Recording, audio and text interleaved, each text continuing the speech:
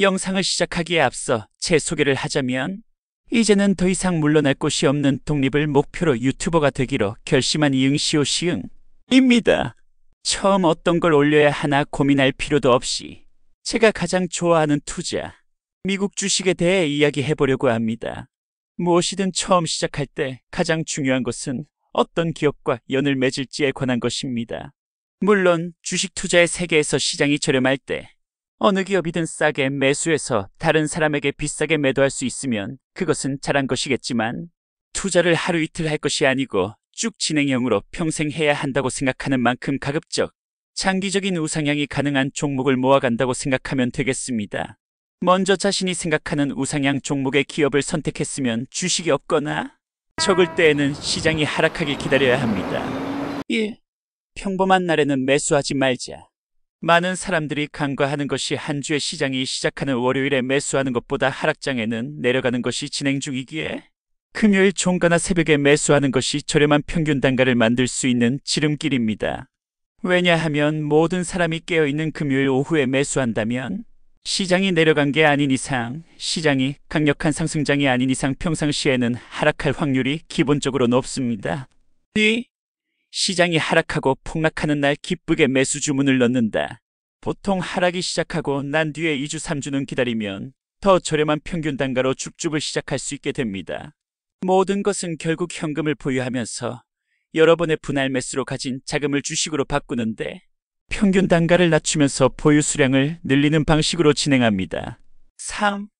한 번에 모든 큰 금액을 인생 베팅하려면 그만큼의 경험과 확신 기다림이 필요하다. 한 번에 한 호가의 큰 금액을 매수하는 것은 야수의 심장을 가지신 분이라면 공감하실 겁니다.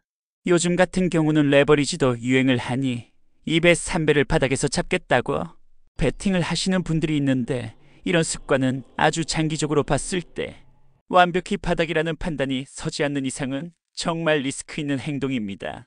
물론 그 리스크가 옳았을 경우에 따라오는 수익은 기존 방식보다는 몇 배는 높겠지요.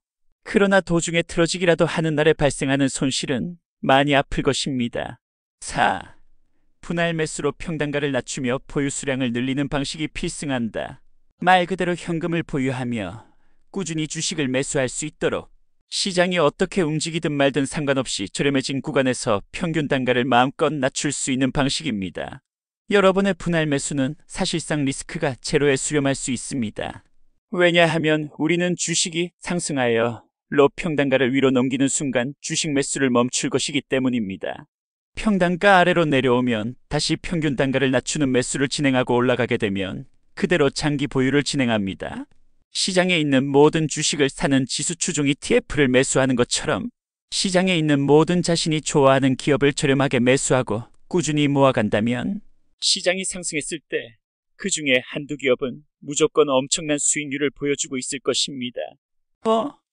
그렇게 오래 걸려서 언제 부자 되냐? 확실한 것은 하루아침에 잡은 포지션에는 어떠한 미련도 없이 쉽게 매도할 수 있습니다.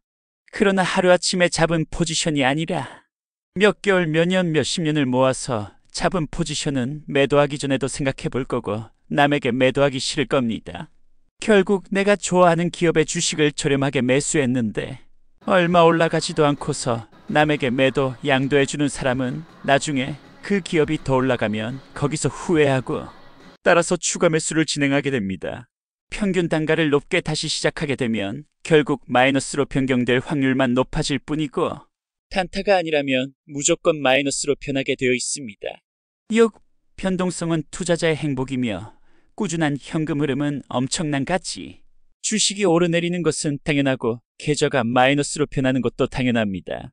사자마자 마이너스 20%를 갔던 주식도 현재는 플러스 700%를 넘어섭니다. 마이너스가 되었다고 망한 것이 아니며 미국 주식은 장기 우상향의 기업을 제대로만 골랐다면 반드시 상승합니다. 꾸준한 현금 흐름은 엄청난 가치를 지녔습니다. 더군다나 미국 주식에서 배당주를 모아 가신 분들이라면 흐르는 시간은 돈이 들어오는 날들일 뿐일 겁니다. 7. 억가 구간은 반드시 발생한다. 원화채굴을 하시고 돈을 모아 놓으셨다가 하락이 발생하게 되면 자신이 선택한 여러 기업을 낮은 평단가로 매수를 시작하시고 하락장이 진행되는 동안에는 꾸준히 매수하시면 됩니다. 마이너스가 계속 커지게 되면 이쯤이면 되겠다 싶을 때 평상시 매수하던 금액보다 2배, 3배 정도 금액대를 증가하시어 매수 주문을 넣으시면 됩니다. 스스로의 감을 믿으신다면 완전한 바닥이다 싶을 정도엔 5배, 10배 정도 높이셔도 되지 않을까 싶습니다. 8.